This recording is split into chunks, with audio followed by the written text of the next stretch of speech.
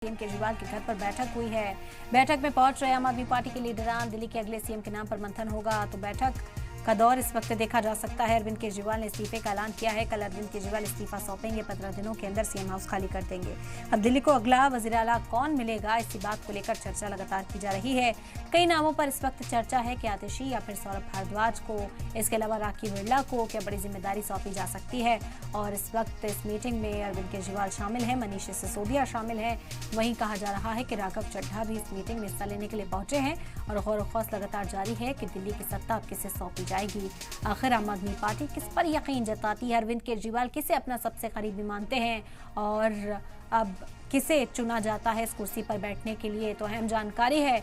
और सभी की निगाहें टिकी हैं कि जब कल अरविंद केजरीवाल इस्तीफा सौंपेंगे तो उसके बाद दिल्ली की कमान किसके हाथों में जाएगी, क्योंकि बड़ा ऐलान किया अरविंद केजरीवाल ने। आपको बता दें कि सुप्रीम कोर्ट ने अरविंद केजरीवाल को शराब घोटाला मामले में जमानत तो दे दी है, लेकिन कई चीजों पर रोक लगाई है। कई पाबंदियां हैं जो लगाई गई हैं कि वो अपने दफ्तर नहीं जा सकते हैं, सेक्रेटेरिएट जाकर कामकाज जो है वो नहीं संभाल सकते हैं, साथ ही साथ किसी इंपॉर्टेंट डॉक्यूमेंट पर साइन नहीं कर सकते हैं बतौर वजीर आला।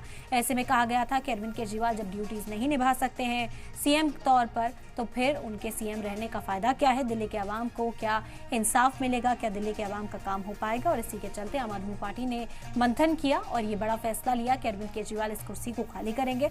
उनका कहना है कि जब दिल्ली में दोबारा चुनाव होंगे, अगर चुनकर वापस आते हैं तो जाहिरी तौर पर सीएम फिर बनेंगे, लेकिन अभी जब तक चुनाव नहीं होते हैं दिल्ली में, तब तक कोई और बतौर वज़ीर आला काम करता हुआ नजर आएगा।